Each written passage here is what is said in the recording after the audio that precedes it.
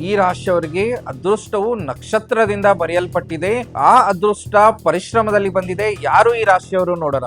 ವೃಶ್ಚಿಕ ರಾಶಿಯವರಿಗೆ ಬರುವಂತ ಜುಲೈ ತಿಂಗಳು ಹೇಗಿರಲಿದೆ ನೋಡೋಣ. ಇದರ ಜೊತೆಗೆ ಈ ವಿಡಿಯೋ ನಿಮ್ಗೆ ಏನಾದ್ರೂ ಇಷ್ಟವಾಗಿದ್ದಲ್ಲಿ ಲೈಕ್ ಮಾಡಿ, ಎಂಡ್ ವರ್ಗು ನೋಡಿ. ಕೊನೆಯಲ್ಲಿ ಒಂದು ಬಹಳ ಇಂಪಾರ್ಟೆಂಟ್ ರೆಮಿಡಿಯನ್ನ ಶೇರ್ ಮಾಡಿದ್ದೀನಿ. ವೃಶ್ಚಿಕ ರಾಶಿಗೆ ಸೂರ್ಯ 9ನೇ ಭಾವದಲ್ಲಿ ಗೋಚರ ಮಾಡ್ತಾ ಇದ್ದಾನೆ. ಇದು ಪರಿಶ್ರಮದ ಪಾಠವನ್ನ ಕಲಿಸೋದೈತಿ. ಅದಕ್ಕೋಸ್ಕರ ಸಾಧ್ಯವಾದಷ್ಟು ಕರಿಯರ್ ಒಳಗ, ಟ್ರಾವೆಲ್ ಪ್ಲಾನ್ ಒಳಗ ಡಿಸ್ಟರ್ಬೆನ್ಸ್ ಬರುವಂತ ಚಾನ್ಸಸ್ ಇರ್ತಾವು. ಕಾನ್ಶಿಯಸ್ ಆಗಿ ಪ್ಲಾನ್ ಮಾಡುವಂತ ಪ್ರಯತ್ನವನ್ನ ಮಾಡಬೇಕು.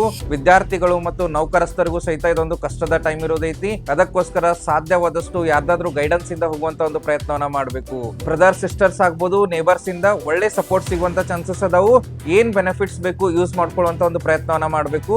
ಲೈಫ್ ಇನ್ಸೈಟ್ಸ್ ನ ಹೇಳ್ಕೊಡ್ತೀನಿ. ಲಕ್ ಮೇಲೆ ಡಿಪೆಂಡೆನ್ಸಿಯನ್ನ ಕಡಿಮೆ ಮಾಡ್ಕೊಳ್ಳುವಂತ ಒಂದು ಪ್ರಯತ್ನವನ್ನ ಮಾಡ್ರಿ. ಹಾರ್ಡ್ ವರ್ಕ್ ಇಂದ ಸಕ್ಸಸ್ ಸಿಗುವಂತ ಒಂದು ಟೈಮ್ ಇದೈತಿ. ಇದರ ಜೊತೆಗೆ ಹೆಲ್ತ್ ಟಿಪ್ಸ್ ಅನ್ನ ಹೇಳ್ಕೊಡ್ತೀನಿ. ನಿಮ್ ಹಿಪ್ಸ್, ಥೈಸ್ ಮತ್ತೆ ಡೈಜೆಸ್ಟಿವ್ ಸಿಸ್ಟಮ್ ಬಗ್ಗೆ ಬಹಳ ಕಾನ್ಶಿಯಸ್ ಆಗಿರುವಂತ ಒಂದು ಪ್ರಯತ್ನವನ್ನ ಮಾಡಬೇಕು. ನಿಮ್ಮ ರೂಟೀನ್ ಒಳಗ ಟರ್ಮರಿಕ್ ವಾಟರ್ ಅನ್ನ ಪ್ರತಿ ದಿವಸ ಯೂಸ್ ಮಾಡುವಂತ ಒಂದು ಪ್ರಯತ್ನವನ್ನ ಮಾಡಿ. ಇದರ ಜೊತೆಗೆ ಬಹಳ ಒಂದು ಇಂಪಾರ್ಟೆಂಟ್ ರೆಮಿಡಿಯನ್ನು ಸಹಿತ ಹೇಳ್ಕೊಡ್ತೀನಿ. ಸಾಧ್ಯವಾದಷ್ಟು ಪ್ರತಿ ರವಿವಾರ ಉಪ್ಪು ಸೇವನೆಯನ್ನ ಕಡಿಮೆ ಮಾಡ್ಕೊಳ್ಳೋದ್ರಿಂದ ಬರುವಂತಹ ಸಮಯದಲ್ಲಿ ಬರುವಂತಹ ಕಷ್ಟಗಳನ್ನ ನೀವು ದೂರ ಮಾಡ್ಕೋಬಹುದು. ನಿಮಗೇನಾದ್ರೂ ಜುಲೈ ತಿಂಗಳ ಬಗ್ಗೆ ಡಿಟೇಲ್ ಪ್ರಿಡಿಕ್ಷನ್ಸ್ ಬೇಕಾಗಿದ್ದಲ್ಲಿ ಕಮೆಂಟ್ ಅಲ್ಲಿ 8 ಅಂತ ಟೈಪ್ ಮಾಡಿ. ಮತ್ತೆ ನಮ್ಮ ಪೇಜ್ ನ ಫಾಲೋ ಮಾಡಿ. ಈ ಪ್ರೊಸೆಸ್ ನ ಆಟೋಮೇಟ್ ಮಾಡಿದೀವಿ. ಫಾಲೋ ಮಾಡಿದ್ರೆ ಮಾತ್ರ ಪ್ರಿಡಿಕ್ಷನ್ಸ್ ನಿಮ್ಗೆ DM ಆಗುತ್ತೆ. ನಮಸ್ಕಾರ.